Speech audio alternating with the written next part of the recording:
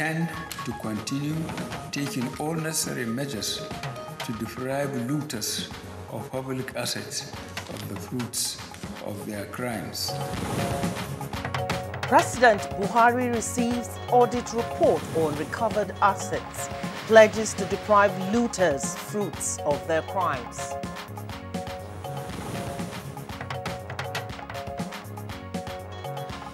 (2019) general elections, strategy for security arrangements on the way.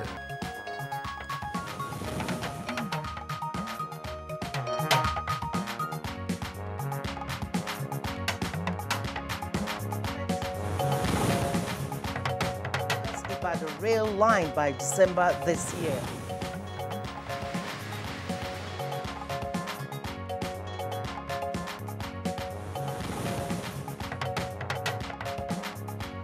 And on Good Morning Nigeria today, we focus on Nigerian voters at the 2019 general elections.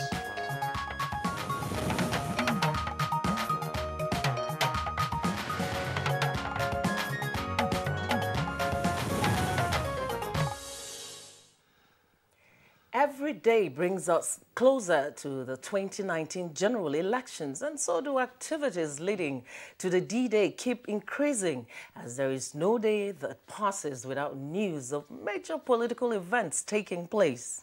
That's right, Joy. Now we keep witnessing the indication of interest as well as collection of nomination forms by aspirants, while political parties, the electoral umpire, and security agencies are perfecting their strategies towards hitch-free polls next year. Yes, Kingsley. There are also alignments and realignments, consultations and consensus, defections and resignations from one party to another, accusations and counter-accusations, banters, mockeries and teases.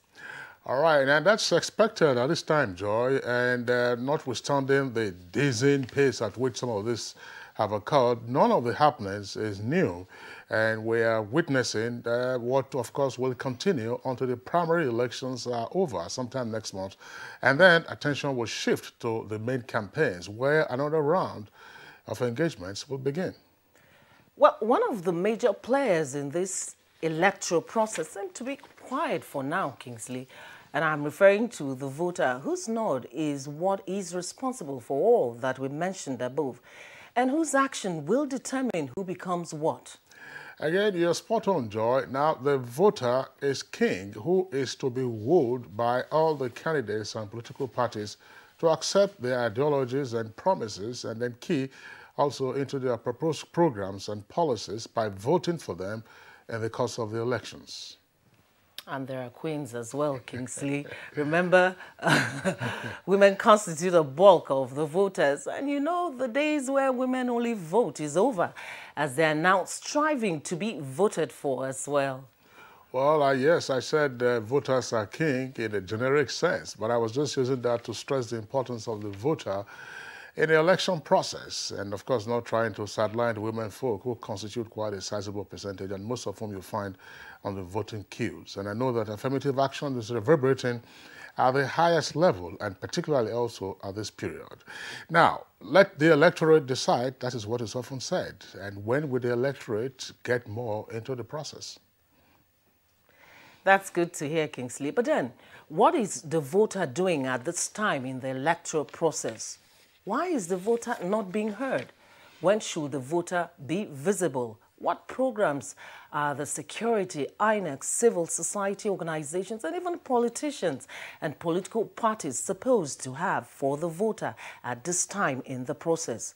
Who should educate the electorate on what is expected before, during, and after the elections? And what are they really doing concerning the political process? Talking about the electorate now.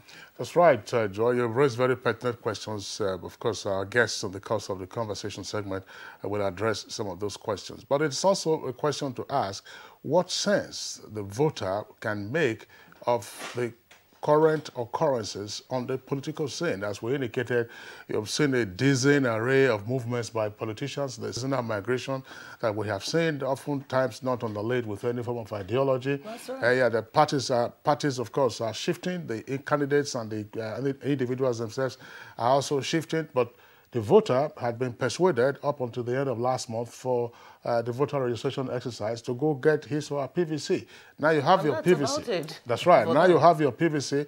What do you do? But one leg of it, of course, is going to kick in sometime next week when the parties begin to have their primaries. Well, of course, as they're having their primaries, this is intra-party. That you have to be a member of a political party to participate in those primaries. My name is Kingsley Osadolo, and it's on that note that we'd like to welcome you to this edition of Good Morning Nigeria, reaching you live on the network service of Africa's largest television network. That's the Nigerian Television Authority. And I am Joy Usiago, thanking you for joining us on this edition. And as usual, we shall present our companion segments, which include newspaper review, business, sports, foreign, and entertainment news. First, let's take the news highlights with Anne Jibuna. Good morning, Anne. Good morning, Joy and Kingsley. Good morning, Nigeria. And here's the news this morning. The federal government says it will continue to take all the necessary measures towards not only eliminating corruption, but depriving looters of public assets, the fruit of their crimes, until Nigeria triumphs over the cankerworm for prosperous economic status. President Muhammadu Buhari gave the assurance while receiving the report of the Presidential Committee set up to audit recovered assets by ministries, departments and agencies. Will truly assist them. In another development, President Muhammadu Buhari has formally received the expression of interest and presidential nomination forms bought for him by the Nigeria Consolidation Ambassadors Network, asking all other groups with similar offers to reassign their contributions to the not-too-young-to-run wing of the APC. The president said any remaining fund raised for his nomination forms should also be used in supporting the aspirations of the young, competent and dynamic future leaders whom he believes have a lot to contribute. We now have a party of strong and patriotic individuals who are ready, willing and able to continue on this journey of building a strong, secure, self-sufficient and corruption-free Nigeria. These ambassadors reached a AAA assessment of the performance of this government. Strategy for security arrangements preparatory to the 2019 general elections underway in all ramifications. Timothy Yusuf reports on the Interagency Consultative Committee meeting on election security, which took place in Abuja. It is very important for you to pass this message down the line to all your operatives. Any coloration of complicity by any of your staff will be viewed with the seriousness it deserves. Now, against all odds, the federal government has pledged to deliver the Lagos-Ibadan rail line in December this year, while other sub-sectors of transportation are receiving attention to enable the sector play its role as an important component of the nation's economy.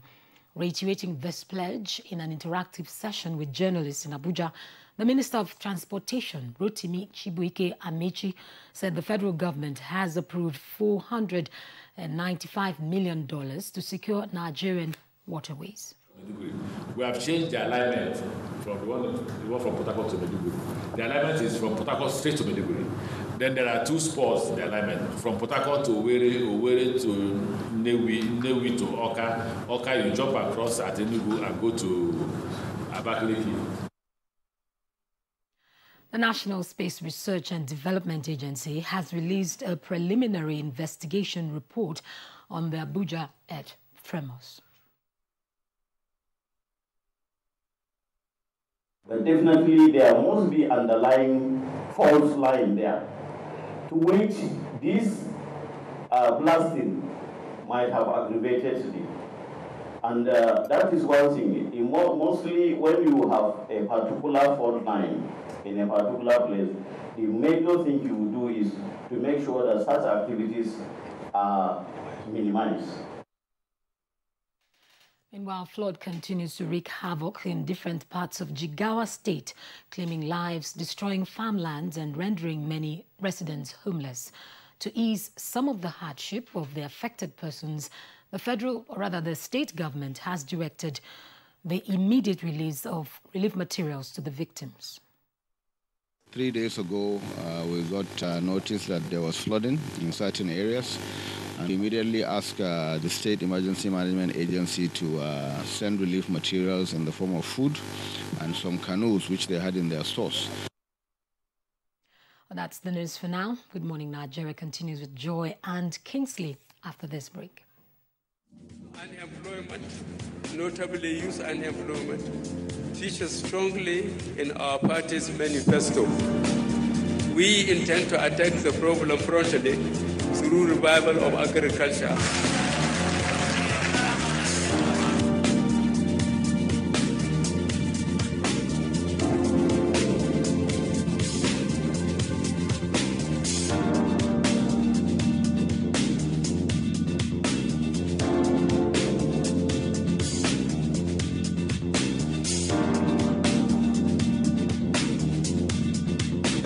The 30K is going a long way.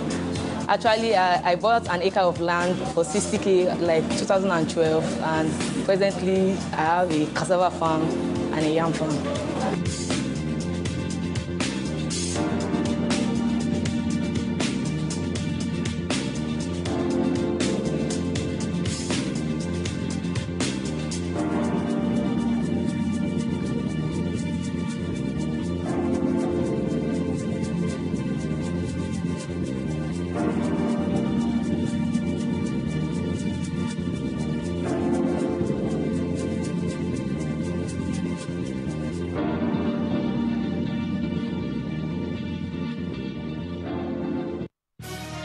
Reorganized, trained, and fully equipped.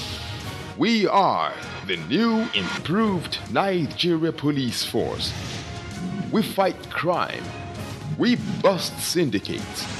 Whatever the crime, wherever the hideout, the Nigeria Police Force will get you busted. Stop kidnapping, armed robbery, murder, pipeline vandalism, and other criminal activities. Be productive. Be security conscious. Join the police force to secure your life and property. This message is from the Nigeria Police Force Public Relations Department. Cadbury Hot Chocolate 3-in-1, a delicious combination of rich cocoa and wholesome goodness of milk. Just add hot water to get an instant chocolatey treat. Cadbury Hot Chocolate 3-in-1. Just add hot water. Now you can save even more with Ariel's brilliant stain removal. Just by buying its bigger, better 90-gram economy sachet. You get more value with Ariel 90 grams by saving a whopping 25 naira. Start saving now. Ariel, Nigeria's best stain removal in one wash. Whenever pain occurs, you want quick relief. Try new Nurofen Express. It goes to the source of pain and gets to work in under 15 minutes. That's why Nurofen Express delivers fast and effective relief. New Nurofen Express works at the source of pain. Fast. Being a mom is great, but when your child has a fever, you don't know what to do. I trust Nurofen for Children to take care of my child's pain and fever. Effective relief you can trust.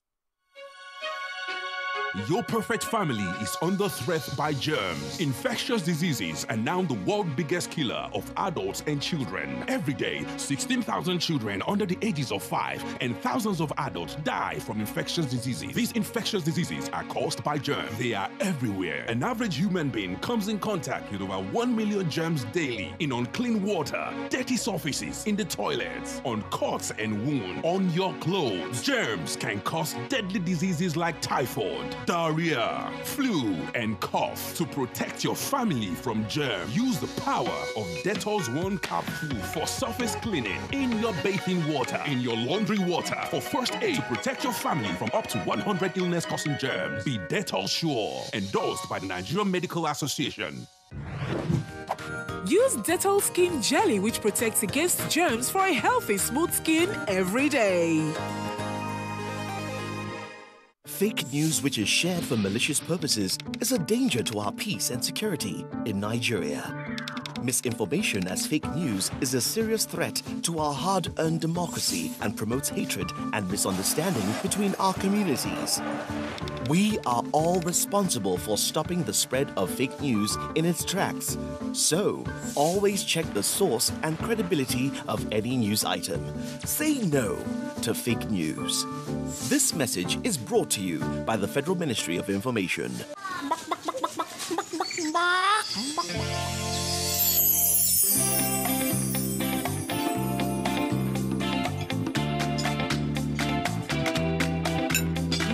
I can taste the real chicken.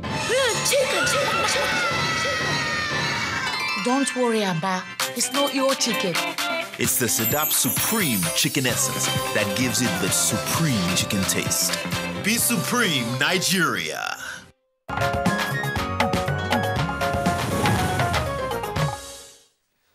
For some business news on Good Morning Nigeria, let's join Chimaobi Walter Naji.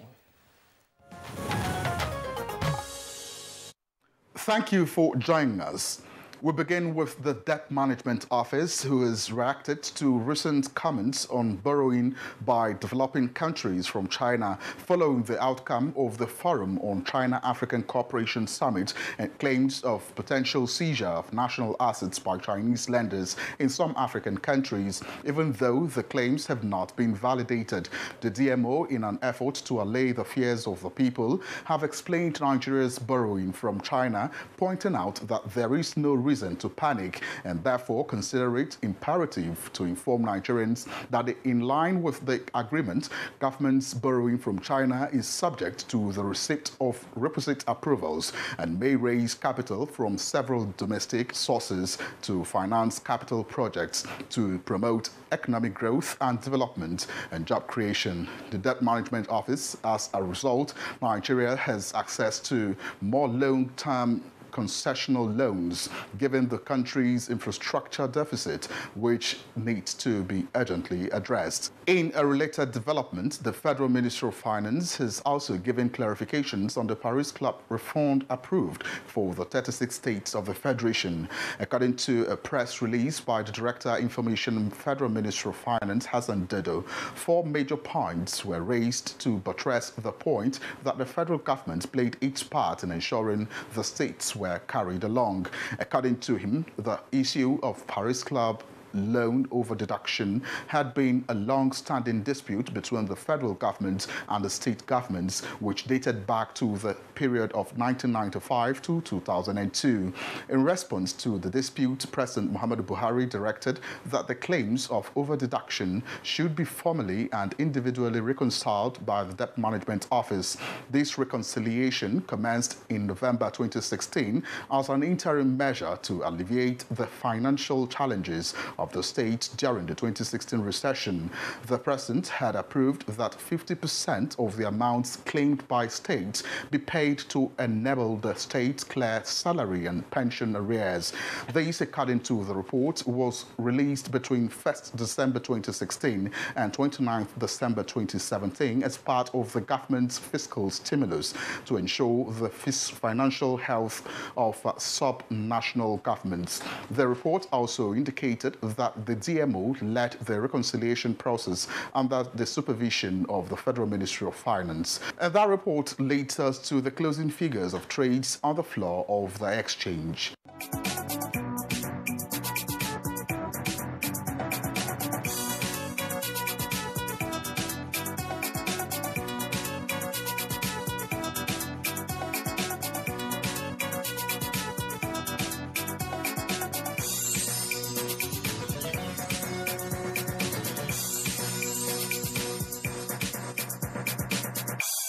And that's it in business news. Thanks for watching. I'm Chimaobi Walter Naji. Thank you very much, Chimaobi, for the business package and Good Morning Nigeria. Next for us now, we take a look at the front pages of today's newspapers in our review segment.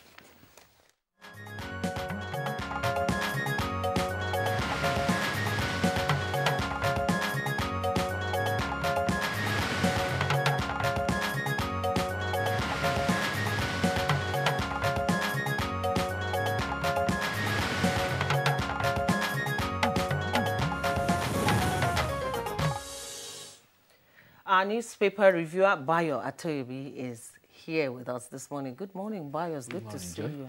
Good morning, Kingsley, and good morning, Nigeria. All right, Joy, let's begin. Yes. We have politics, and we also have stories on the economy. But for the two papers, New Telegraph and Leadership, the story is on politics. That's in terms of the lead story. Yes. So let's go straight away to the Leadership newspaper. Leadership newspaper, the lead story says, we may shift 2019 polls over threat of violence. That's according to INEC. And two riders there, APC presidential aspirants kick as President Muhammadu Buhari picks form. And PDP governors, presidential aspirants fail to agree on consensus. And details of that story can be found on page 4. And for the New Telegraph newspaper, the lead story is on politics, but straight out of Lagos. And it says, Tinubu, Fashola rattle Ambode. Ambode is incumbent, and Tinubu and Fashola are his predecessors. As ex-governors associates pick governorship forms, Lagos leaders weighed in. Protest as governor denies 18 lawmakers return tickets. And APC adopts Buhari as sole presidential candidate. Details of the story can be found inside. And immediately above that lead story, below the nameplate, we have a window of 4 headlines there. Let's take a look at 3 of them, because 2 of them actually are related to politics, and the others matters arising. Consensus presidential candidate divides PDP governors. Lamido tackles Atiku. Vote buying, that is see and buy. National Security Advisor warns security operatives. That's on page 31. Federal government recovers 769 billion naira from public officials, page 5. And thieves raid Leah Sharibu's family home, page 8. All right, let's go quickly to the Pilot and the Guardian, and let's start with the Pilot. The lead story there, the kicker, Buhari blows hot, comes with 4 riders, says Saraki, Tambuwal, Ahmed, others weak, selfish, that they are self-seeking politicians who couldn't align with APC's vision, accepts re-election nomination form from NTA, insists he's on track in his mission to rescue Nigeria. Now, below that, you see a picture where President Muhammadu Buhari, you see him receiving APC presidential nomination and expression of interest forms from the members of Nigeria Consolidation Ambassador Network, who purchased the forms for him at the State House. That was yesterday. And below the picture is this other headline. PDP challenges EFCC to probe Tinubu over alleged 160 billion naira fraud. You can get details of that story on page 11. And for the one about Buhari blowing hot, details on page 4. Now, let's move quickly to The Guardian to see what we have there as our lead story. Fresh trouble for Ambode over second-term move. Comes with 2 riders. 57 cancelled chairs back Sanwo-Olu. Otedola accepts PDP ticket. Party wants EFCC to probe alleged Tinubu's 160 billion naira tax fraud. Before we talk about this political development, let's just do an update on the human interest story that happened about Lafia yesterday.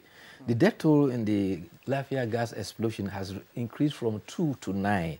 Governor Umaru Tanko Almakura described the day as a mourning one for the people of Nasarawa, and he said initially 6 persons had died, 2 others died later on, including a baby, who brought the total number to 9. But the governor has made very bold initiative. He said those who are seriously burned should be referred to the National Hospital, and if possible, they require further treatment, they should be taken abroad for treatment. Meanwhile, the governor has directed restriction of movement in the area around that gas facility, because there is need to monitor any leaking instances. Already, he has directed that there should be a review of policy regarding filling stations and structures, and this should be nothing less than 100 meters away from residential areas across the states. Now, talking about politics, the President Muhammadu Buhari yesterday accepted the expression of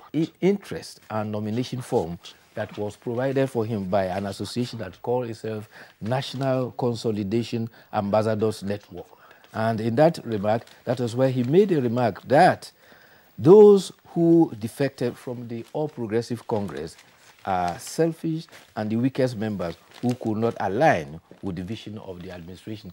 Joy, you were reading, in fact, a paper that was naming names. I don't think the president actually named names. He only made a general statement. And in July, the ruling party suffered a grave defection, gale of defection. 3 governors and some members, dozens of lawmakers from the National Assembly, including some of the leaders. Conversely, however, the party has also gained recently from some other leading minority party persons who have also jumped onto its ownership. The National Secretary of the All Progressive Congress, May Malabuni, says that with the National Executive Council vote of confidence in the president, it means that there is a demonstration of the NEC as a party and has passed vote of confidence in the president, and therefore nobody can contest against the president. He, however, said that any other member interested in the presidential race is free to pick up nomination form. This issue of internal democracy is generating controversy across all political parties. There are contention for direct primaries, which means every card-carrying member will have to vote for candidates. The indirect primaries require delegates, selected delegates, to vote for candidates. The third, which is actually generating problems across the political parties, is the consensus candidate, where everybody steps down for one candidate. And it's generating problems across the two parties. The latest is the development in the Lagos State. In Lagos State already, Governor Akinwumi Ambode has indicated his interest to go for a second time, but as at yesterday, 2 persons have also indicated interest to contest for that same position. In the People's Democratic Party, the idea of consensus has generated a reaction. Leading as presidential aspirants have all vouched to go for primaries. The National Working Committee had indicated a need for the aspirants to come together to agree on the consensus candidate. However, that is not cutting the ice. All right, now the story out of Lagos is very interesting. Yes. Considering, the position of Lagos as Nigeria's commercial capital, or economic capital, if you like, and some of those who have picked up the party nomination forms for the governing APC are said to be loyalists of the Jagaban. That's Bola Ahmed Tinubu, who was himself a 2-term governor of the state from 1999 until 2007. And of course, he was succeeded by Fashola in 2007. And by the way, there were stories that made the rounds in 2011 that Fashola was almost being denied a second-term ticket. So is it the same thing that is playing out on this occasion? Stubborn history repeating itself? Yes, that, Ambode will only do 1 term, or they did make a promise, they did make a pledge, but he's picked up his nomination form. And along with that, he indicated that he's not tired, that he's ready to work.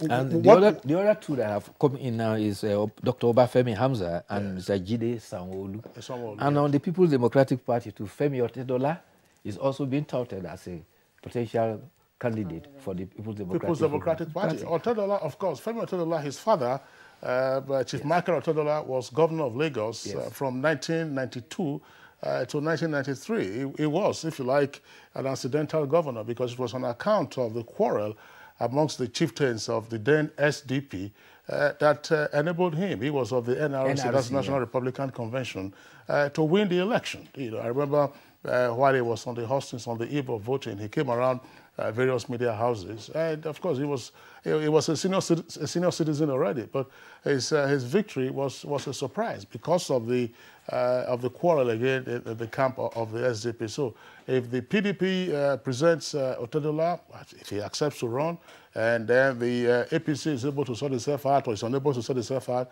my history then repeats itself, you know, like father, like son. Right, so that's a significant one. Another point to note, I'm sorry, George, just before we leave this with regard to Lagos, we have seen female deputy governors serve just one term. Yes.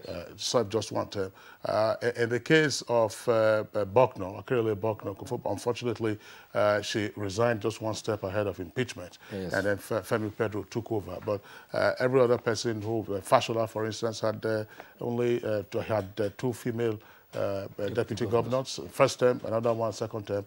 Ambode has had one female deputy governor. We don't know what's going to play out. But that makes the politics of Lagos all the more interesting. I read a story, the headline, with regard to a raid by burglars now on the home of the Sharibus in Dapchi. Yes, the father's home State. was yes, raided it said that broke into the home. Yeah, took Very some sad. food items and a generator. Yes, it's unfortunate. That's the compounding the agony at this time. All right, so let's return to some other stories. Let's return to the Pilot newspaper and see some other stories trending there. A little bit below the nameplate is this one, which says, North ranks highest in malnutrition, non-compliance to polio vaccine. And that comment is attributed to UNICEF. It also says lowest in girl child school enrollment. And at the foot of the paper, gas explosion, Nasarawa to sponsor victims' treatment abroad. You heard Bayo talking about the situation in Nasarawa yesterday. Again, PDP shifts primaries convention to hold October 5th and 6th. And NAS doesn't have final say on INEC budget. That comment is attributed to Ita Enang. And beside it are two more stories. Ignore IPOB's call for sit at home, says Imo police. And federal government accuses Western nations of daylight robbery in recovery of looted funds. All right. From the Authority newspaper, the lead story is on the economy. It says the federal government excludes debtor states from $2.9 billion Paris Club refund, with two riders to club presidential fertilizer initiative and matching grants from Universal Basic Education Commission 2. Above the nameplate of the Authority newspaper, two headlines we'll take quickly. 8 to 1 million people threatened by hunger globally. That's according to a UN report, page 4. And on page 6, cancer, greatest killer disease. That's according to Dixon, who is governor of Bayelsa. Unfortunately, he lost his mom recently, and he was diagnosed of cancer. Right at the foot of the front page of the Authority newspaper, you can see, just going through the photograph, and that's President Buhari was receiving his expression of interest and nomination forms by a group at the villa yesterday. PDP picks presidential and governorship candidates October 3rd to the 6th. And the story on Tinubu and Ambode rift deepening is also there on page 3. Federal government recovers 769 billion naira stolen assets. Anambra, Enugu, and Imo adopt Child Rights Act. And very quickly, from the New Telegraph newspaper, above the nameplate of the New Telegraph, 64 million euro radar risks collapse over lack of spares. NAMA laments neglect of equipment, and agency installs a CAT, that's CAT, that's category 3, ILS instrument landing system at Lagos and Abuja airports. And federal government, again, the story gives states conditions to access Paris Club reform. That's on page 5 in greater detail. All right. All right, because of time, let's go quickly to editorial before we bring in Bayo. The editorial is taking from the Punch newspapers, and it is titled, Catching Up with Global TB Targets. With mortality rates still so high and the number of fresh cases soaring rather than dipping, there seems to be no respite from the destructive impact of tuberculosis in Nigeria. At the current rate, there is very little prospect of the country ever meeting the target of 2030 set by both the United Nations Sustainable Development Goal and the World Health Organization for ending the global TB epidemic. Now, according to the World Health Organization, improved basic sanitation and living conditions have led to a decrease in the impact of TB in developed countries. For effective results, the World Health Organization recommends the directly observed treatment short course strategy combining 5 elements of political commitment with increased and sustained funding: case detection through quality assured bacteriology, standardized treatment with supervision and patient support, effective drug supply and management system, and monitoring and evaluation system and impact measurement. Nigeria stands to gain a lot by adopting the WHO strategy. Bayo. Well, before we come to the tuberculosis issue, let's quickly look at the action of the federal government deporting 36 Indians and 2 citizens from Democratic Republic of Korea. The Indians were indicted for having fake visas and immigration papers that were not genuine. The 2 other Korean persons had overstayed the expiration of their contract job with Zamfara State government. Meanwhile, the 73rd General Assembly of the United Nations is due to open in October 25th September. President Muhammad Buhari is expected to lead the Nigerian delegation. Apart from meeting several world leaders, one of the cards on the cards that is to be considered is the pursuit of Nigeria to one of the possible seats for Security Council meant for the African continent. Coming to the editorial now. Well, yes, the World Health Organization has set the year 2030 as deadline for eradicating tuberculosis worldwide. How is Nigeria coping? There has been an elaborate tuberculosis program in Nigeria. Not very many people know that they always advise that if you have a persistent cough that have lasted over 2 weeks, you need to go to the hospital and check. And the good news is that the checking and the testing is free. And if by chance it is tuberculosis, the earlier you go, the earlier it is detected, you stand the chance of having it cured. And not only that, treatment is free. But the editorial is drawing attention to the need for Nigeria to strive to meet this deadline. And the elements that the editorial says are required include commitment by government, increased funding, and initiative to increase case detection. Apart from that, there's also need to standardize treatment and also monitor patients so that those who have incidences of carrying the bacteria do not spread the disease. And there is also a recommendation for effective supply of drugs.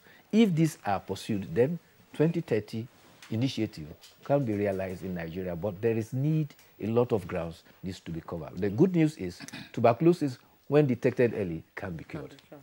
All right, Bayo, would like to thank you. Yeah, but just before we go, we don't have this story on the front pages of the papers that we have this morning. And it's a question to ask. What is happening to the clergy in Nigeria?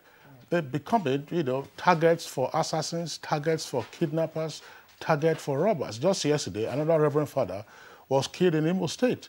And some days ago, there was a report of a clergyman who was shot at in his vehicle. But according to the report, the bullets didn't penetrate his body. We have had reports of the clergy, who have been either abducted or otherwise murdered in Benue and in other parts of the country. I'm sure Catholic priests in Benue. That's right. I don't have the tally, but this year has been a fairly bloody one for the men of God. Even in the area of kidnapping, several clergymen have been kidnapped, particularly in the north-central area around Kogi. There have been more than 3 instances where clergy have come, and even judges of court have become victims of kidnapping. That's right. It's hard development that there is a general need to stem all this, kidnapping and killings across the nation. All right, Bayo, thank you very much for joining us this morning. We'll take a short break now. When we return, we'll focus on the electorate and the 2019 general elections. Stay with us. Hate speech is not a joke. It incites genocide and crimes against humanity. Most of Africa's civil wars are caused by hate speech from one tribe against another. We don't want it here. The Nigerian government stands firm against hate speech. Under no conditions whatsoever should we tolerate or excuse or justify hate speech or hateful conduct of any kind, especially where such is illegal. There is no doubt that the resurgent push for separatism, as well as the rising cases of ethnic and religious disharmony, are all traceable to the growing phenomenon of hate speech. One nation bound in freedom, peace and unity. Nigeria, one nation, one people. This is a public service announcement brought to you by NTA. These days, people get their news and information from more media sources than ever before. Some of the news and information given are fake, unverified, doctored, and manufactured to create confusion, stir disaffection, and cause disunity. Before you believe or share any news, ask yourself, is this real? Is it from a credible source? Is it verified or verifiable? Fake news is dangerous, whether you do it for fun or for political gains. Real people can get hurt. Fake news, don't create it, don't spread it. This is a public service announcement from NTA. To the outer framers, the hat tippers, the fringe goers, you don't need to hide anymore. Try Dettol Even Tone. It cleans and helps to reduce the appearance of blemishes caused by oil, dirt, and germs, giving your skin a healthy feel for an even better you. Dettol, be 100% sure. Dettol soap is now also available for 100 Naira only. For years, the NTA has been promoting science, technology, arts and crafts under the tagged name National Children's Expo. We are set with another edition as we gather children around Nigeria, junior category ages 6 to 12 and senior category ages 13 to 18. The theme for Expo 2018, achieving self-sufficiency in agriculture, meeting the challenges of security and exposition of alternative energy as pathways to national development. Date, October 21st to 25th, 2018. Venue, NTA Headquarters Arena, Area 11, Garki, Abuja. We are set to celebrate the best of innovation across the country. For more information, please call the following numbers. NTA ETV, promoting learning. Ladies and gentlemen, please welcome the daring and invincible Louis the Mosquito. Responsible for 200 malaria cases all on its own. Is there anything that can kill Louis? Morphine! Presenting Mortise Power Guard. Its powerful formula kills malaria mosquitoes fast. So, get Mortise Power Guard. Kehinde suffers from indigestion. His twin Taiyi suffers from heartburn. Sometimes it's the other way around, or both. That's why they use Gaviscon Double Action. It soothes within 3 minutes and lasts for up to 4 hours. For double relief from heartburn and indigestion, Gaviscon Double Action.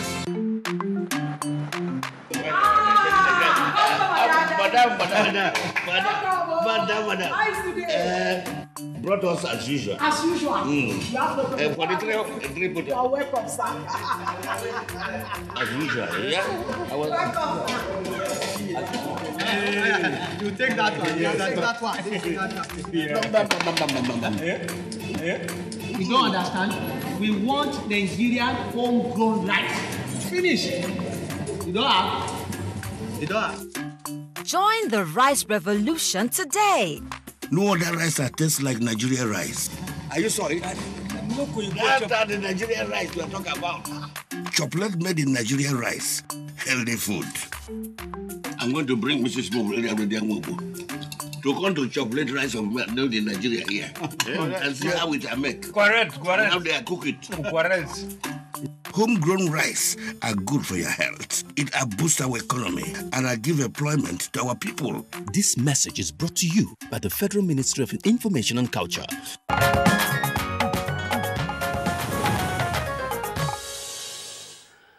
All right, you're welcome back. If you just joined us, it's Good Morning Nigeria, and we are reaching you on the network service of the Nigerian Television Authority. That's a background up for our discussion this morning. Let's join our correspondent, Dennis Adegunloye.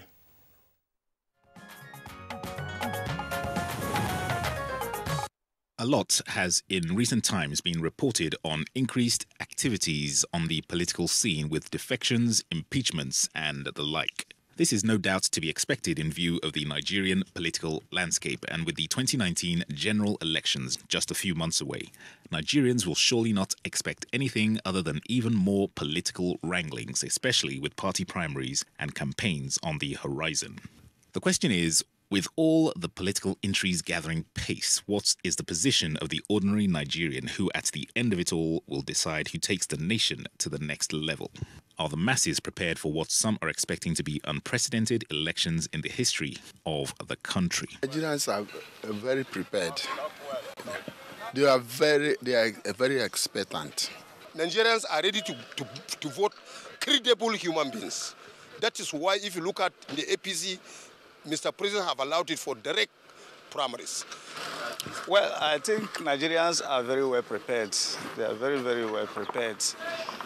We are all looking forward to the 2019 general election. What are the challenges faced in the electoral process? Nigeria as a country is prepared, but the Nigerians, I don't know if everybody has got his or her PCV ready, because that is the first step. And if they have gotten it ready, are they ready not to set their votes for just a plate of rice or a cup of spoon and or a thing, just a cup of tea in the gathering of people, not to set our future? Are we prepared? That is just what I'm just trying. I don't know. This issue of vote buying irritates me a lot. Politicians are encouraging this. It's not good for our democracy. This should not be forced. People should not be enticed with money. They should take that one away from it. And they should let people fold their mind. They should vote for the people of their choice. What needs to be done is, and there's a need to vote enlightenment. They tell their workers, assist people to get this, their PVCs. It's their power. But me, by the grace of God, I want to appeal to all senators to approve the budget for INEC within the shortest possible time. Mr. President is on course.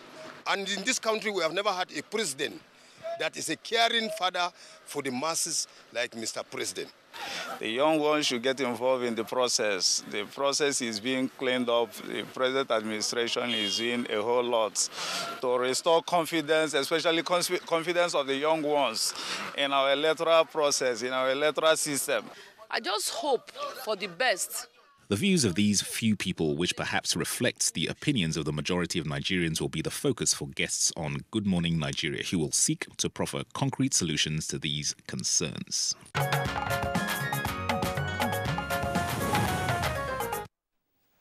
Thank you, Dennis Adegunloye, for that background report. Now, joining us in the studio to discuss this topic in Abuja, we have Mr. David Akuji. He is a Deputy Director and Technical Assistant to the Director General of the National Orientation Agency. I want to thank you very much for joining us this morning. Thank you very much. My pleasure.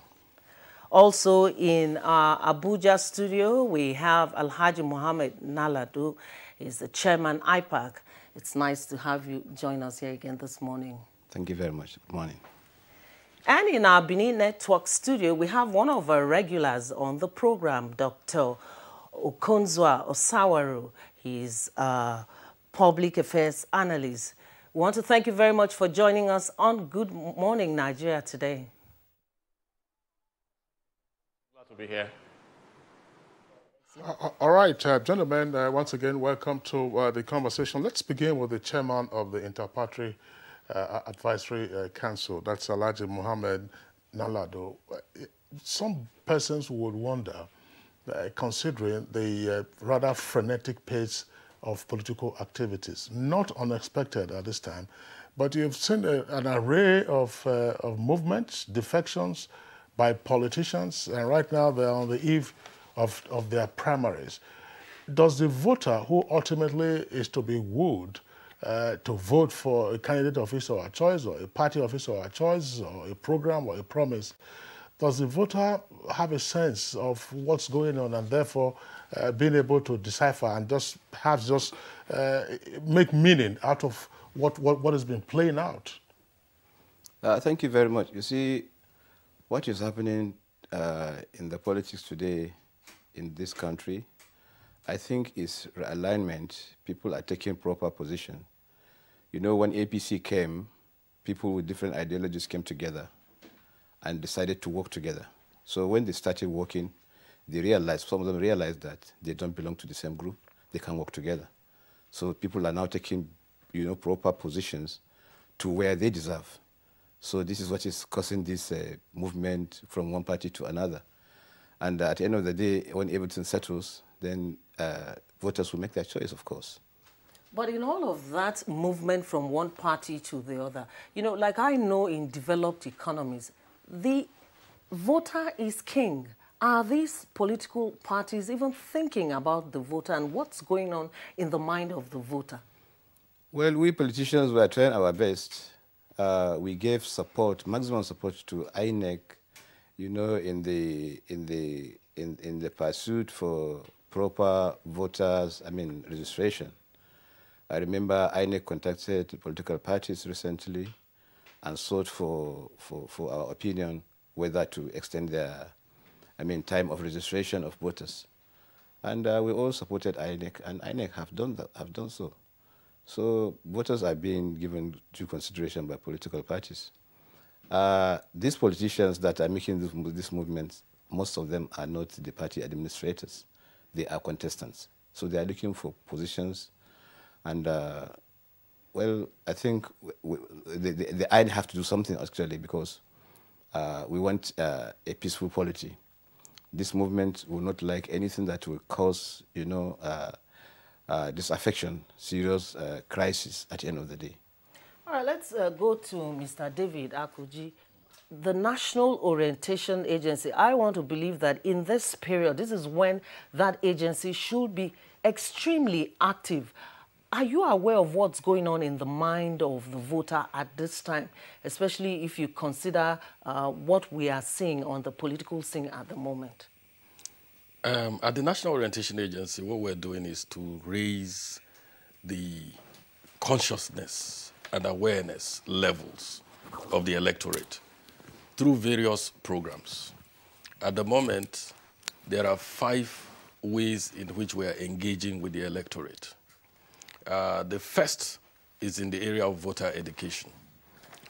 We realize that because there's been an increase in the number of political parties that have been registered, there's likely to be some bit of confusion when it comes to the time to vote, especially at the rural levels. And so we're engaging with the electorate at the rural level, educating them on the need to be very conscious of how they perform their civic duties in terms of voting. At another level, that's the second level in which we're engaging with them, is in the area of voter mobilization. Alhaji Nalado referred to that in terms of what they did with IPAC to encourage people to come out to register. And we're saying to the electorates across the country, through our 774 offices in the local governments in Nigeria, that the power actually lies with them. And they should exercise this power conscious of the fact that the people that will be voted into office will determine their fate and the fate of their children in the areas of education, healthcare, and infrastructure that are necessary to provide good governance. So we're working in this direction in the rural areas where the majority of the electorate are. We're also working in terms of community peace building.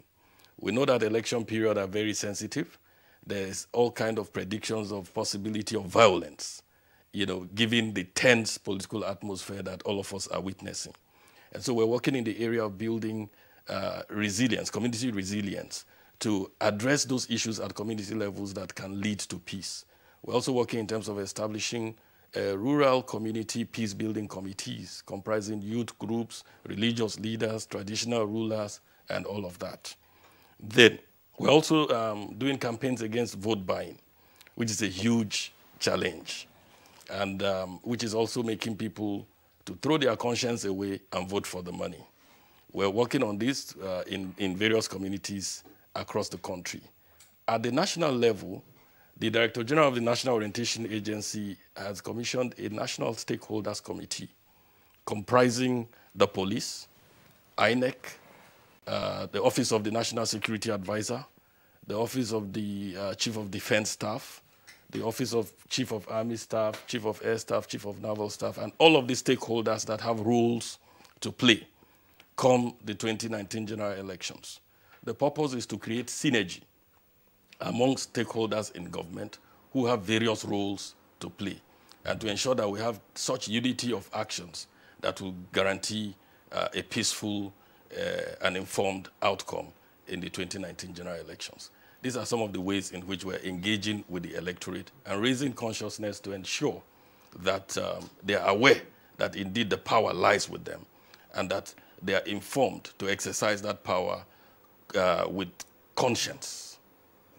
All right, Mr. Akoju, thank you very much. We'll return to you to get further insight into what the NOA is doing. But let's go over to our Benin Network studios where we earlier introduced Dr. Okunzuwa Osawara, who is a regular on Good Morning Nigeria. Dr. Osawara, I'd like to pose my earlier question to the IPAC chairman, to you again. Can we have a sense, for instance, of what the electorate would make of the ongoings in the polity? I mean, some would say the shenanigans, the defections, and the shared din of what to do, what not to do, who is picking up a form, who is not picking, what method to use, you know, whether direct, indirect, or consensus. How does the voter make sense of all of this? Well, what is going on so far shouldn't be the concern of a neutral voter, because these are intra-party activities, yes. The voter, as a concerned citizen, could be watching the trend, and of course, interest will vary from one person to the other. By the time the political parties have thrown up their respective candidates, that is when the voter is supposed to now say who is better, who better fits my aspirations, my circumstances, and the rest of it. And of course, the din or the hubbub of political activities are somewhat inherently associated with democracy. That is actually part of the liveliness of the whole enterprise. Unlike the quietness of dictatorship, where every person is hushed. So, in the midst of this din, this hubbub, and so on, the debates, the discussions at different fora, the beer parlors, proper parliaments, just a wide range of where people gather, churches, mosques, and so on and so forth, the discussion should be on, because that's the only way you are going to throw up what the issues are. That's the only way people can persuade one another horizontally, even as they are receiving messages from above, and so on and so forth. So I don't think it's a thing to be lamented at all. If anything, it's a way to gauge the level of interest amongst Nigerians. For as long as this interest is expressed on the day voting is going to take place, that is going to be the ultimate test. After this discussion, the apparent noise, the din, as we have said, the hubbub, what is going to happen on that day when the choices are clearly differentiated? The political parties are there already. Let us see who their candidates will be. But for the time being, the Nigerian voters as citizens will be watching. Even the internal processes of the political parties, would they take these things into consideration? Would they reward the party that has observed internal democracy? Would they punish a party that has disregarded democratic norms in selecting its candidate? These are all issues. Of course, people believe democracy is a bit messy. But as a form of government, the respect for the voter, the respect for the citizen is supposed to be at the cornerstone for as long as the mandate of whoever is going to govern is based on the will and the mood of the electorate eventually. I don't think there's any problem with moving from one party to the other because people are seeking their advantages. How these advantages they will seek will be endorsed by the voters will be known on election day as well. So the Brownian movement we are having in the system, for me, is a sign of life, and it should be encouraged as long as there's no violence and unfair play. Still staying with you in Benin, Dr. Sawari, now, given this movement from one party to the other, do you think that the political parties are even thinking about the electorate, knowing that the electorate is central to the process? Yes, any well-constituted political party should know that apart from its other assets, pressing these assets into service will depend on what the voters will say. Of course, when they are bound together, they become the electorate. So everything will be in vain if you don't receive the endorsement of the voter at the end of the day. So it will be in the interest of the political parties to pay attention to the mood of the political parties, of the voters, I beg your pardon, and to seek ways of knowing what the aspirations and the preferences of voters are. Of course, this issue you have just raised has to do with the evolution of our own party system. Our political parties themselves are still struggling to become corporate entities that can fight for power efficiently. So maybe as we evolve, as we go along, political parties realize that even elections are not supposed to be seasonal. There are so many activities that are supposed to be carrying out before elections. Just like we have the gentleman in the studio, the representative of the GG of NOA. The work the NOA is doing is actually the work of political parties. We know in our own history, for instance, NOA has been in existence.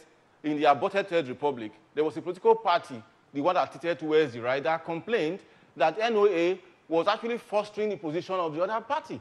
So it's the political parties who should actually engage in voter education.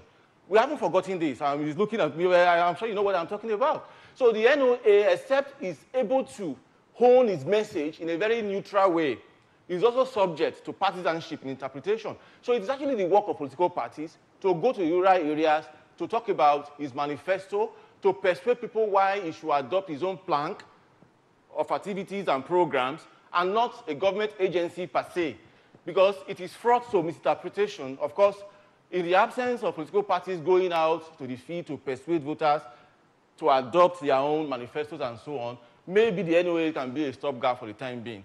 But it's the work of political parties to spread out, to educate people what choices are available to them, why Party A is going to be better than Party B. It is the work of political parties. So as our democracy continues to mature, we have to invest in the viability of our political parties as well as the corporate carriers of the messages or the options electorates are going to be making their preferences from.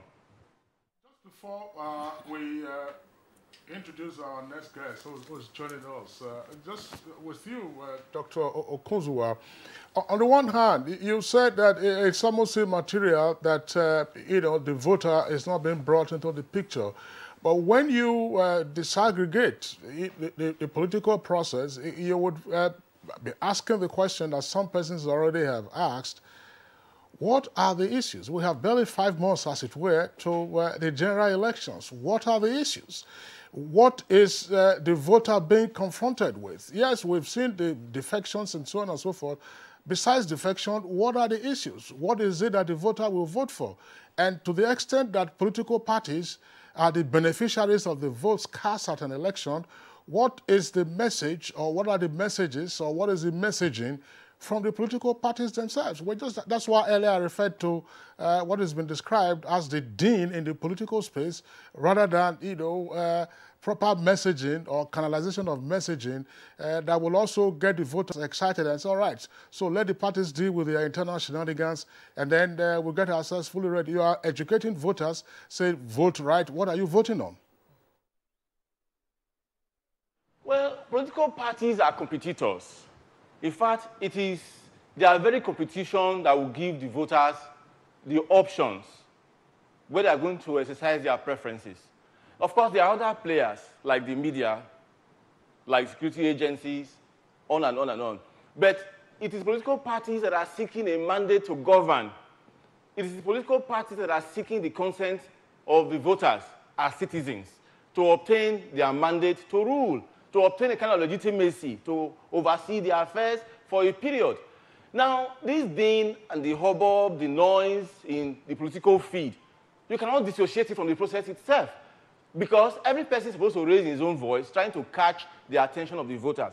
Now, this will come back to the basic issue, why people come out to vote or not to vote, ranging from who is an inactive citizen, who is generally indifferent to what is going on in the political feed, through the specialized voter, to the community mobilizer, to the campaigner, to the complete activist who vote in all elections, who is aware of all these issues. These are all very complex issues, based on the level of socioeconomic development in the country, the level of education of the voters, the voters' belief in the value of the vote, and so on, compared to other activities. These are all different issues. But the pool of voters is available to all the political parties. It is political parties, essentially, because they are competing for the mandate, I repeat, who are supposed to go out in the field to canvass their positions, whether in the form of campaigns, visits to communities, and so on and so forth. Because it's political parties that will eventually govern, especially in our own system when you don't have arrangement for independent candidacy. So it's the work of political parties. So all of us as citizens, all of us as patrons who mean well by the country, we have to pay attention to our political parties. Now, if a person moves from party A to party B, that is ultimately immaterial to the voter. If he moves from party A to party B, is it because the platform of party B is more attractive?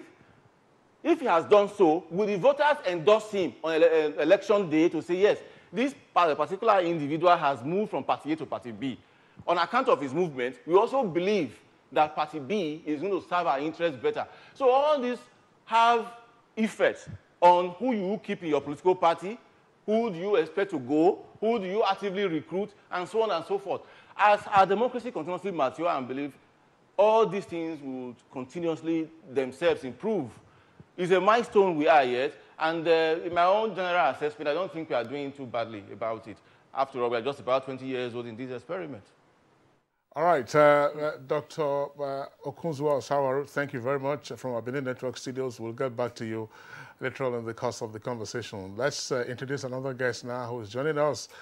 Is Mr. Oluwole Osaze-Oze. He's Director of Voter Education and Publicity of the Independent National Electoral Commission. Of course, it's a public face and also a familiar face on Good Morning Nigeria. Mr. Osaze-Oze, pleasure to have you with us on the program. Thank you for having me again. Good morning. All right. Well, our focus, of course, is on the Nigerian voter and the 2019 general elections. Some persons would argue that we haven't seen in recent times the kind of mobilization of eligible registrants to get their names on the voters' register and be in a position, therefore, to vote in the 2019 elections. The other day, the chairman of INEC indicated that there were some 84 or 86 million registered voters, but there is also the specter of uncollected PVCs. What is the position as at today? Thank you very much. Well, I didn't quite get the foundation you laid when before asking your question. Talking about mobilization, I wasn't so sure whether you said there had been a groundswell of mobilization or there hadn't been. There had been a dearth of mobilization. There has been unprecedented. A groundswell. Yes. Yes. The truth is that for the first time, INEC commenced the continuous voter registration as envisaged in the Electoral Act. Since 2006, the Electoral Act has made provision for registration of voters on a continuous basis.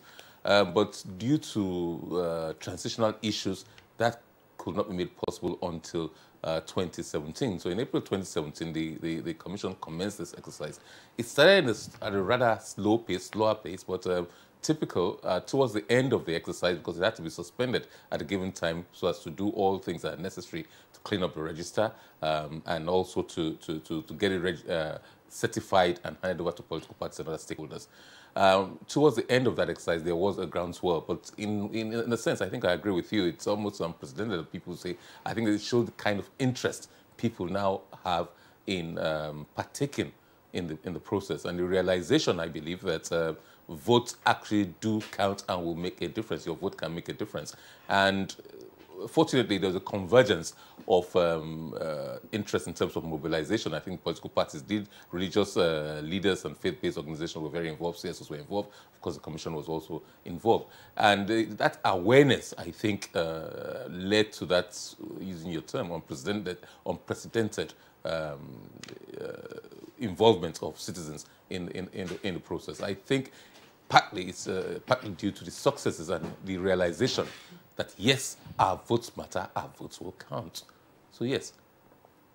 Yeah, and the question has to do with the number of registered voters. Yes. How many are registered? Registration is probably one, and actual collection of PVCs is another, because there have also been stories of stacks of PVCs uncollected at various locations. Yes, those stories are correct. We have, last I saw the figures, over 7.4 million uncollected PVCs. These date back to 2010. Some of those who registered since 2010, who registered but did not bother to go and collect their PVCs. Their PVCs are lying down in our offices, ready for collection. It also includes those as recent as December 2017 who had registered. In terms of the register of voters, the figures we have given out are the captured data, especially those of CVR, are captured data. Now we probably have to run AFIS. We'll have to run AFIS, and it has to go through our business process rules.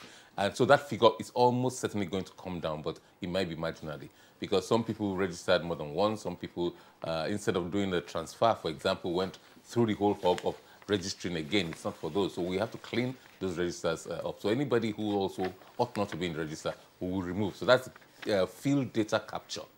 We will have to sift those things and get. And I also hope and appeal to Nigerians, after going through the whole gamut, after going through the hassle of registration, they ought to collect their permanent voters cards. There are millions and millions and millions lying in our offices uncollected, more than 7.4 million. All right, thank you very much, Osaze. We'll come back to you in the course of the conversation. And that leads me to Mr. David Akuji.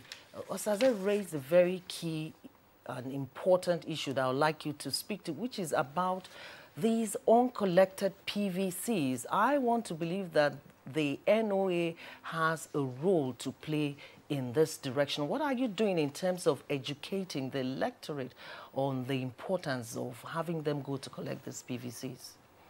That is a critical component of the work we're doing in terms of voter mobilization. The electorate has no power if he does not have the PVC. What empowers the electorate is the possession of the PVC and then the ability to vote on the day of election. So this is a critical component of the work that we're doing in terms of voter mobilization and voter education. And we're collaborating with INEC. We're hoping that INEC will upscale its support for the National Orientation Agency in this regard. Reason being, unfortunately, in the preparation for elections, NOA, because what we do is conscientization, soft power, NOA is hardly ever considered in terms of the preparations and budgetary provisions for this work. But a lot is expected of us by the public and critical stakeholders across board. So we have enjoyed support, and I think we'll continue to enjoy support from INEC to enable us to do what is required of us to do. But certainly we're working in this regard in terms of our voter mobilization. But again, sorry, just a little... was smiling a while ago when... just a quick follow-up on that same question, because in terms of field work and conscientization, what exactly, your officers who went to the field, what did they find out? Why are people not picking up their PVCs? A lot of people are still disillusioned. A lot of people still do not believe that their votes would actually count. You understand? So we're working with them and pointing back to 2015, where the votes indeed clearly counted, and to assure them that government is working to ensure that the votes would actually count. But there's apathy. A lot of people still don't have belief in the system, and we're working on this. Did you try to find out why a registrant would take the trouble of going to a registration center to be on the voter's roll, and yet be apathetic in picking up his or her PVC? The process, there are challenges in the process, you know, and a lot of these challenges have been discussed in the public space.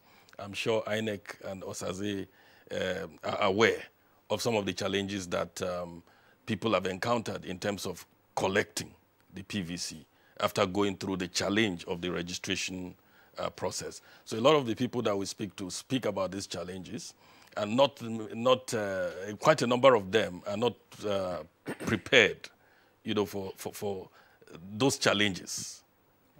All right, Alhaji Mohammed Nalado, political parties are the ultimate beneficiaries of votes cast at an election. And to cast a vote, of course, you must be on the voters register. You must have your PVC. So Uzi tells us now that there are some 7.4 million uncollected PVCs, and discounting for persons who may have passed away in recent times. Let's say at least you have over 7 million uncollected PVCs. Those are 7 million potential voters. What are the parties doing to ensure that these PVCs are collected? The political parties have been engaging themselves in voter education. And, you know, when there are no voters, that means there are no political parties. It is very, very, much concern to us that voters are not coming to pick their PVCs. Because if they don't pick, that means there's going to be a lot out of voters on election day. And we feel it is very important, and we have been contacting supporting agencies to help political parties to build their capacity, you know, to educate us on how to ourselves go out and educate, you know, voters on this issue. Actually, most of us are handicapped because political parties do not have enough resources to engage themselves in voter education. But we do receive a lot of support from INEC and other agencies in building the capacity of political party leaders. I think INEC is doing very well. We have supported INEC, and we have commended them seriously in that regard. And we are always calling on voters to come out and pick their PVCs where they have registered. Now, in terms of advocacy, you know, INEC and NOA, yes, they're playing that part, but I think the political parties need to do more. Now, based on my own research with a non-governmental organization that is into advocacy at the grassroots, we found out that some of these political parties who say they go to educate the electorate, what they're actually doing is just giving little things to people at the grassroots in particular. For instance, there's a village where they went to and they were giving them packets of Maggi, telling them to vote. Just one packet of Maggi to each household. How is that voter education? I don't think political party leaders do engage themselves in such practices you are talking about. Maybe people that are canvassing for votes, like candidates, you know. And the INEC has done so much to block, you know, the loopholes that make them to rig elections. That is why maybe they have, you know, taken a new dimension to be meeting voters at home to buy their votes or conscious. But the thing that we political parties are doing on voter education does not mean or does not even make political parties to go house to house. No, what we do, we go to Market Square, we go to schools, we go to where they are having gathering to educate voters on the importance of these PVCs. But I don't think if there is any incidence where a political party, leader is caught in such practices. But are they aware of what some of their agents are doing at the grassroots? Well, of course, there are things that you will know, and there are things that you cannot actually be in position to know. But I know in most cases, I have never seen a case where it is brought to IPAC, you know, that, a political party operator is caught in this kind of practice, I don't think it is possible. All right, thank you very much. We have some tweets that have come in from our viewers, but just before we take those tweets, let's bring in again Mr. Osaze-Ozie. Mr. Osaze-Ozie, next week, almost invariably, the political parties will get ahead with their primaries. And you were hearing all kinds of things as to whether it's direct, indirect, consensus. First, how prepared is INEC to monitor the primaries of the political parties? I mean, they are for different offices and, of course, spread across all parts of the country. Thank you. Well, that is monitoring of the activities of political parties is a constitutional responsibility foisted on the Commission by the 1999 Constitution as amended. So it's the duty, a constitutional duty as well as a statutory duty to monitor the activities of political parties, and the conduct of primaries to select candidates for elections is one of the cardinal subjects that are monitored by the Commission.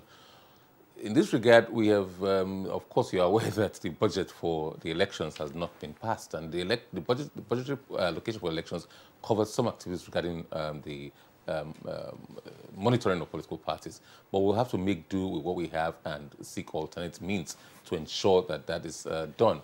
There are 91 political parties. They are all entitled to produce candidates for elections, so it's a big challenge. By the way, primaries have been underway, actually. Technically, it started on the 18th of August, so we've been on for more than 2 weeks now. And some political parties have already commenced that process. For whatever reasons, the media tends to cover what's termed the larger parties, but in the eyes of the law, in the eyes of the Commission, all parties are equal. There are no small or large parties. But yes, quite honestly, there are some parties that will only field a couple of candidates, a few candidates, and there are others who will field for every position. So they are required by law to give us notices, and I think just about all of them have given us those notices of their primaries, and we will, as best as we can. But for the first time, we may not be able to use only our staff, so we might have to engage members of the National Youth Service Corps or other agencies and other people for assistance in terms of monitoring. But yes, we're on top of the situation, and we have commenced the monitoring of those primaries. And by the way, you talked about direct and indirect and saying so much. There are only two types of modes for selection of candidates known to the law. The Electoral Act is quite clear about it. It's either direct or it's indirect. There's nothing like consensus. Any other mode that is adopted has to fit into these two modes. So eventually, if you choose whatever method, you must come to either direct or indirect, and that is what we monitor. If you do not adopt either of these two, then it will be in our reports, and any person who was a candidate can challenge you in court or can challenge the action of the political party in that regard. Incidentally, I'm very happy because that was going to be my next question. You know, a frequent source of litigation, election litigation, has often had to do with the emergence of candidates. Sometimes, you know, INEC has been said to have monitored maybe one Congress, one set of primaries, and then a parallel one was conducted. It wasn't done. And here you are, I mean, again, from the dean, because Dr. Kunzwa-Osawara responded to that when we're talking about the dean that we are hearing in the polity at the moment. Some are saying we will go for direct primaries. Others are saying we will go for indirect. Others are also saying consensus. Indeed, in some cases, we have seen political chieftains anointing candidates and saying, this is your governor, 2019. This is the deputy governor, not even running mate, not candidate. They are already saying that. So, how is INEC approaching all of this? I'm sure that, of course, when you get to the field, you will take your reports. But what ordinarily will be the disposition of INEC? Expatiate on what you said about direct and indirect primaries. Okay. I think these cases for anointing, these people are playing God, and man cannot play God. It's ridiculous, actually. But regardless of what you think, I think some of it is grandstanding. It's just politics, maybe to scare away the opposition. I really don't know their motives. But they're not true Democrats. Whether you anoint somebody or you don't, you still have to go through the hog of doing primaries, because the Constitution says, first of all, for any party to be registered, you must have a Constitution. And part of that Constitution, you must select your candidates in a democratic manner. The Electoral Act has gone on to expatiate on that and says, look, there are two ways of selecting candidates, either direct primaries or indirect. Direct primaries basically means that every registered member of the political party can vote directly for the candidate of his or her choice for any position or office. So if for the presidential election, for example, the whole country is one constituency, so every registered member of Party X is entitled to go and vote directly. You don't have to vote for a delegate who will now go and vote for a candidate. So that's basically explains what indirect primaries are. Indirect primaries concerns the fact that members of the party vote for delegates who in turn vote for maybe other delegates or vote for candidates. They don't vote directly. It's not a direct universal franchise. It's you vote through your representatives. You choose representatives who go there and represent your interests and vote for particular candidates.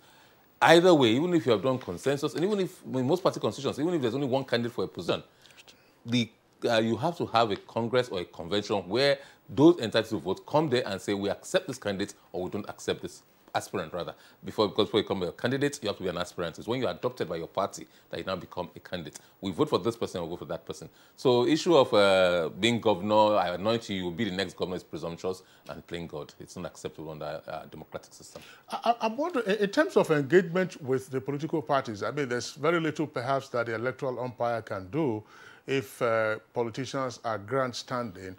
But might it not, be more cost-effective if perhaps parties reached an understanding with the electoral umpire in terms of the broad parameters? It's not the business of INEC to conduct the primaries for them, but just to also save litigation costs. INEC often will be a party, and you have to, of course, make representation, and that will cost you money. So why don't you start saving costs now by letting political parties, discussing with political parties and reaching broad agreements on the broad general parameters for primaries, and then, getting ahead into the principal contest itself? That's Quite a valid question. Thank you.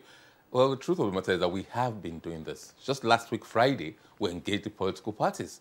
We had a meeting between the Commission and the political parties. All registered political parties were invited, and I believe over 53 were present. Last I looked at the register of those who attended that meeting last week, Friday. And this was the subject of discussion. Political party primaries, the do's and the don'ts. What is acceptable in law? So the legal department, for example, put them through. Many of the chairmen were there. Some were represented by our legal advisors, by the secretaries, different. But the vast majority of political parties were represented.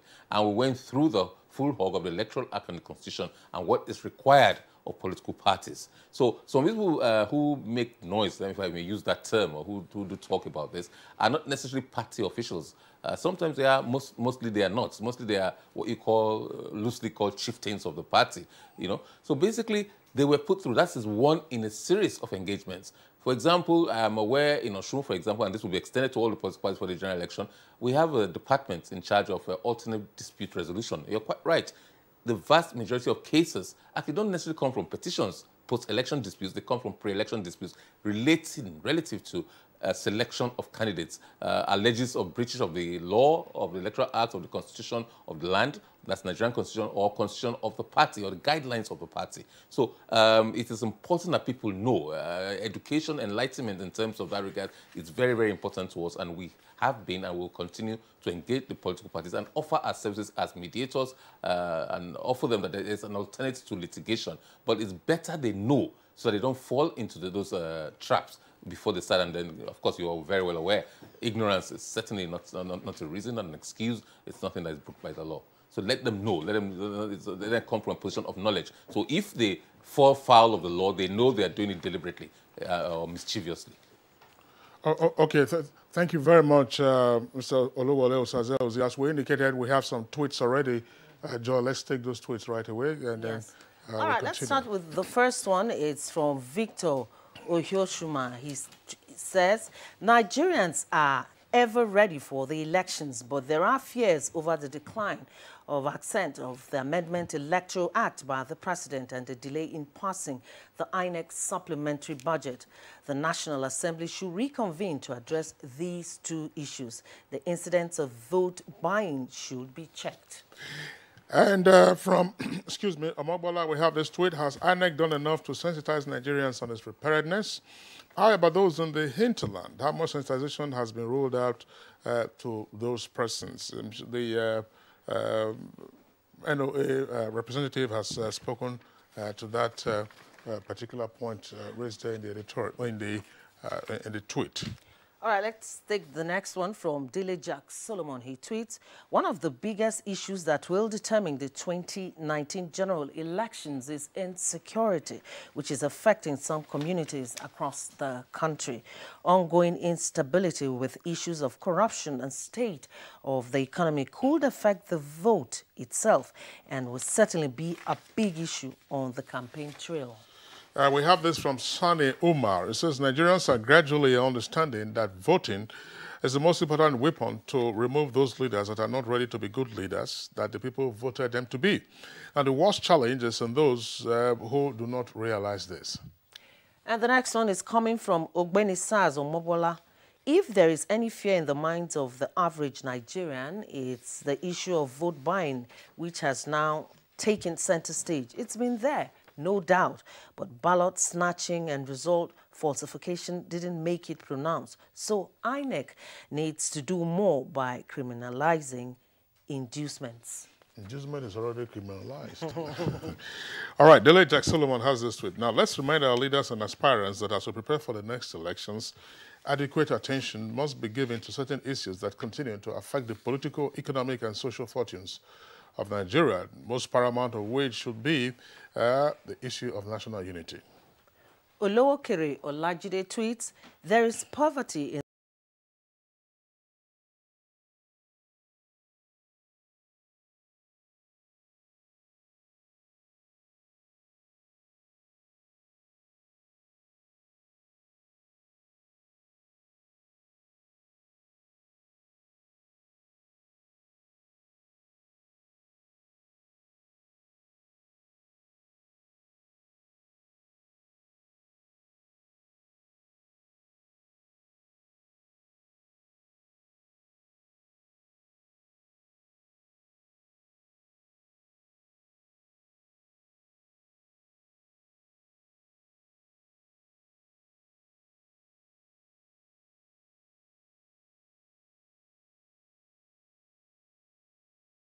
the country. We can only get it right politically if the political class decides to sacrifice their selfish interests.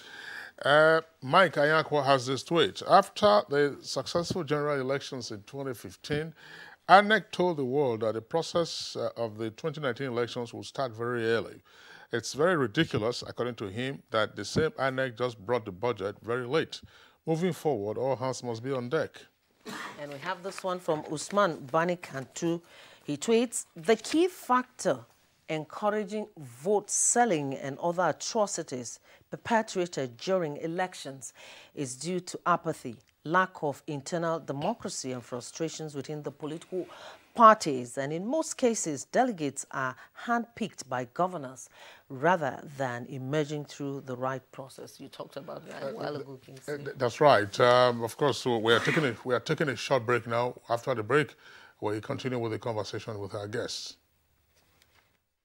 If you hear a bomb explosion or gunshots of an active shooter, that might be a terror attack. At such times, always remember 3 action words. Run, hide, report. Don't try to run towards the terror scene to save the situation, because there might be a second bomb blast or another attack. Run far away and take cover. Make sure you are safe first. Yes, it is in our nature to sympathize over the hurt, but remember, only trained personnel can help in such situations. When in a secured environment, promptly call relevant authorities and help will come. For anonymous reporting, call 09630-3250-5 or 0813-2222-106. If you see something, say something. Nigeria unite against terrorism. This message is brought to you by the Federal Ministry of Information and Culture. Can I see your particulars, sir? Officer, my particulars no dey here. In that case, you'll have to come with me to the police station. Officer, which levels? Where I for find you something make you take arrange your weekend. What? Offense number 1, driving without particulars. Offense number 2, trying to bribe an officer of the law. I won't harass Nigerians or take bribe. Change begins with me. This message is brought to you by the National Orientation Agency in conjunction with the Federal Ministry of Information and Culture.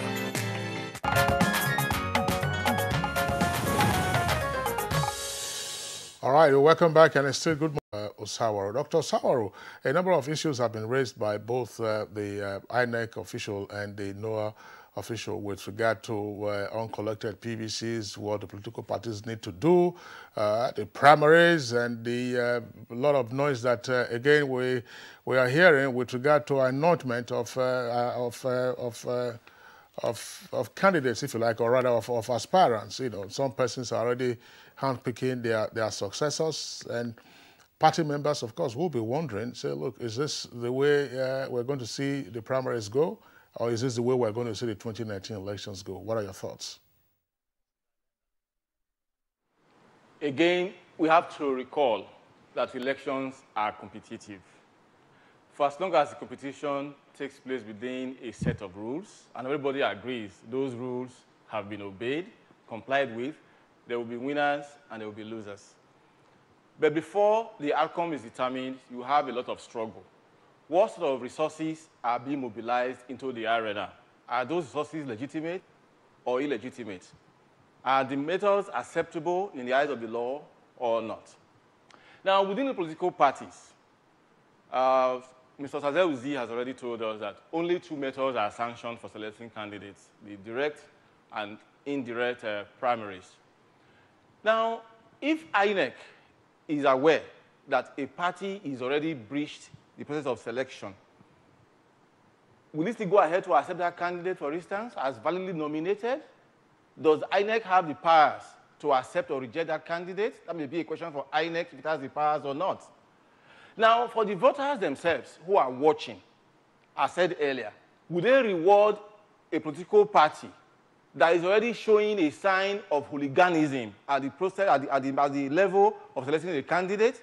Because if a wrong person has been selected through a wrong method, what do we expect that person to do when he enjoys authority? When powers of the state are going to be entrusted to the person? Again, people should be watching. Now, most of the issues about PVCs, uncollected and all that, for me, I don't really think they are very, very determinant.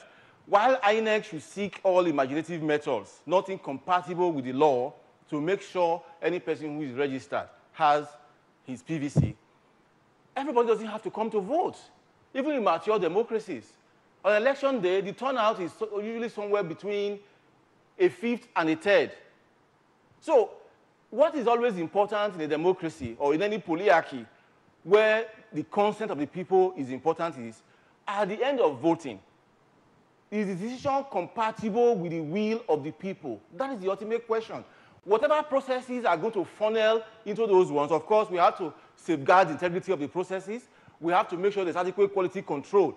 But all of us cannot come out to vote for one reason or the other.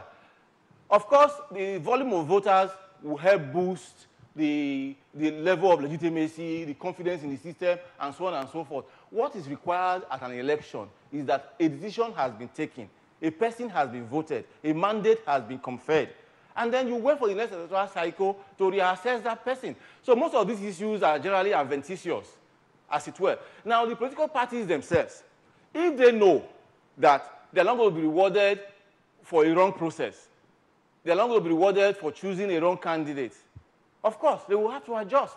If Party A chooses a candidate through a process that is not sanctioned by law, and voters say, oh, that's a dangerous thing, on account of that, we are switching to Party B, I don't think the Party A will repeat that same thing at the next electoral cycle. So most of these issues are issues of the law, issues of preferences of the voters, and so on and so forth, even the electoral umpire. So a lot of issues combine to improve our political culture.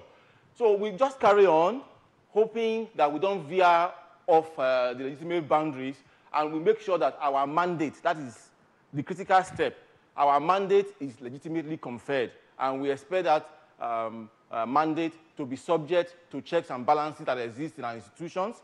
And at the end, or the expiration of that mandate, we also decide whether to withhold whether to renew or to reinforce that mandate. So that is actually what elections are about, a decision before all those who are qualified to vote.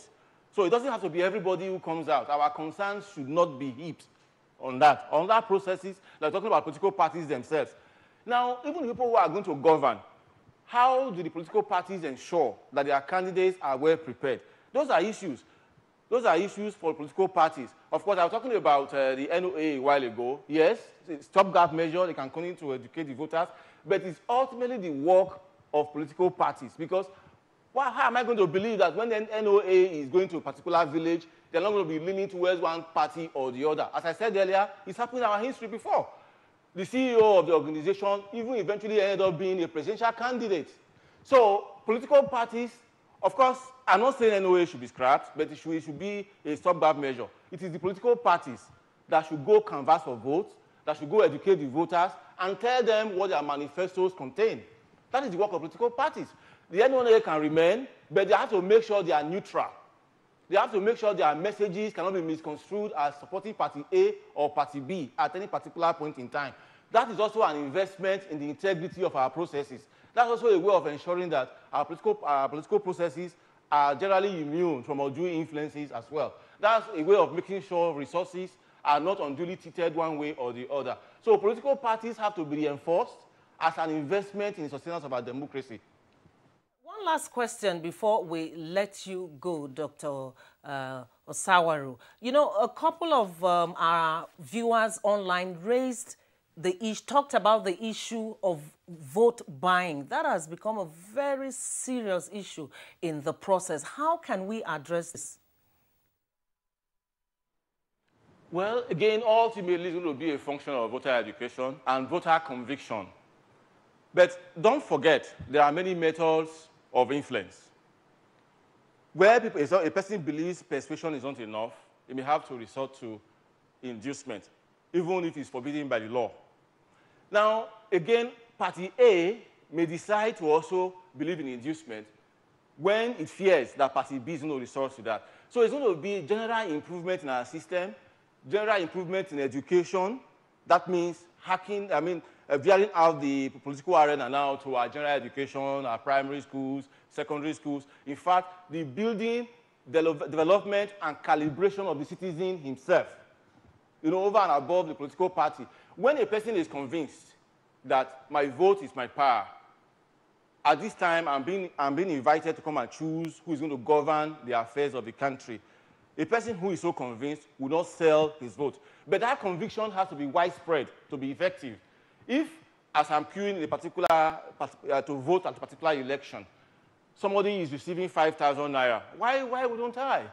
So the conviction has to be widespread. We have to be patient. As we improve gradually, inducement will eventually fade out of the background. And let's not forget, as we cross one milestone after the other, we also have to know that inducement, as condemnable as it is also better and superior to violence.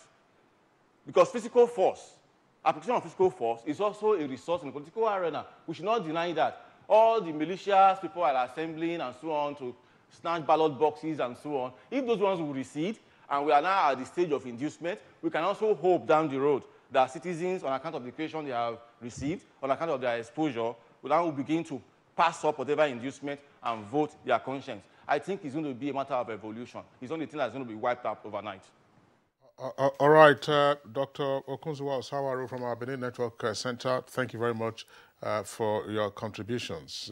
Let's bring in again David Akoji, who is Deputy Director at the National Orientation Agency. There are a number of points that have been raised. Very quickly respond to these issues. But in particular also, you said repeatedly that the NOA is engaged in sensitization activities in 774 local government areas on a wide variety of topics and issues. What feedback have you received from the electorate? Well, in terms of our campaign in the area of vote buying, we are seeing a lot of positive response. There are issues of poverty. There are issues of ignorance. And our campaigns at that level are addressing these two issues. We're telling the people that if you collect a sachet of Maggi or 2,000 naira and you sell that vote, you should be conscious of the fact that you have sold your right to ask questions if you don't get service. And the reason why you vote actually should be in anticipation of specific service that you want from the people that you vote into office. So we're propagating this message. It's making a gradual impact. But very importantly, I want to respond to some of the issues that Dr. Okonzwa raised. I find it a little curious that he's worried about partisanship, taking sides, and yet is advocating that political parties are best suited for neutral voter education. That position seems a little contradictory to me. Yes, political parties ought to engage in voter education. But if you look at our national political landscape, you will find that some parties are actually far, far bigger than others. These parties, like the chairman of IPAC has just said, are not equal in terms of their financial capacity and their capacity to engage in this voter education. So you will not get neutrality in terms of voter education from political parties. They will propagate their policies, programs, and activities that they propose for the electorate to benefit from. That is the kind of education that you would largely see coming from political parties. National Orientation Agency has in its Enabling Act, which established the NOA, the responsibility for creating vibrant democratic culture, the responsibility for voter education, the responsibility for sensitization and awareness creation. Now, I would blame Osaze's position and the accusation that NOA have been seen in some instances taking sides on even the very nature of our mandate. Our mandate is to publicize and sensitize citizens, create awareness on government policies, programs, and activities. And you know that government policies, programs, and activities per time are the policies, programs, and activities of a political party in power, which is implementing those programs, policies, and activities. But that's what the law says we should do. Sensitize and create awareness concerning those programs, policies, and activities that are being executed by the government in position at a particular point in time, and show citizens how they can draw benefits from that.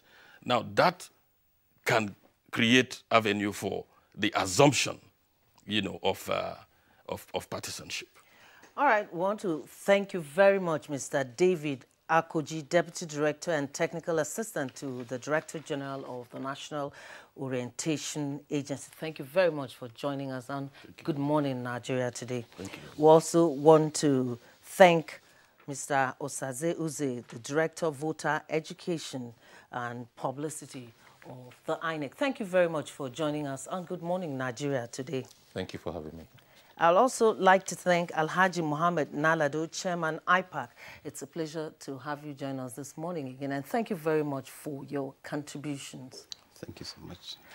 All right, that's it. We'll move on to sports segments. But before then, let's also thank Dr. Okonzwa Osawaro, a public analyst who joined us from Benin. I'm so sorry. Thank you very much for joining us. We really enjoyed your contributions, and we hope you can join us some other time again. Thank you very much. Thank you, my pleasure. Let's move on now. Let's join our sport.